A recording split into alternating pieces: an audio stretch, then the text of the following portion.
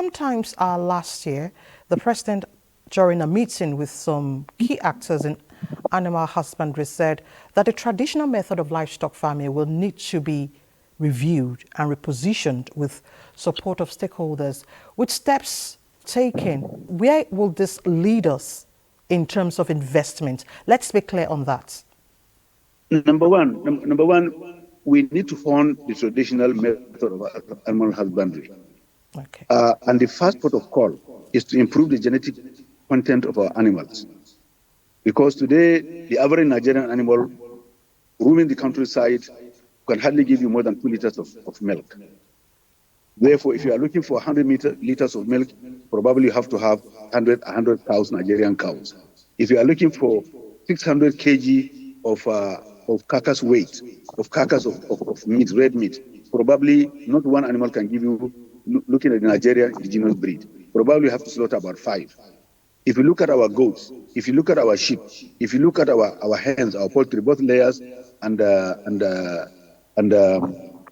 both layers and broilers, the meat outlay is limited when compared to other animals. If you look at our pigs, for instance, they can hardly weigh more than 60, 70 kg, while their counterparts are doing more than 200 kg at the same age.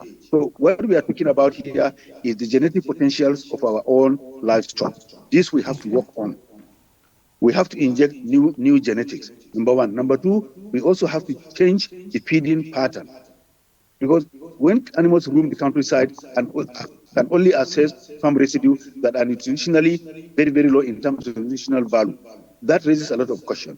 Number two, you are looking at the rate of growth. The rate of growth is important because elsewhere, a bull at 30 months is weighing 600 kg. While ours here, before they cannot never will even hit 600 kg, even if you live there for 15 years. So the issue here is the genetic content. So what we are saying here is that it is our intention to work with the pastoralists, to work with all those who are active participants in the livestock value chain to make sure that these are easily available, they are propagated, they are grown.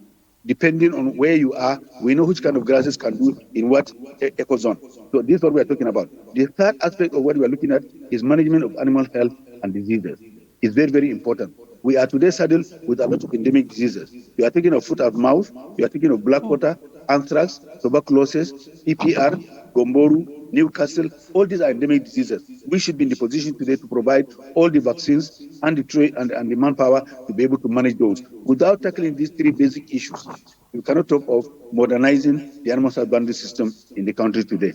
And we have to do this so that we ourselves in this country are eating hygienic meat, marbled meat, and getting the sufficient eggs, as well as also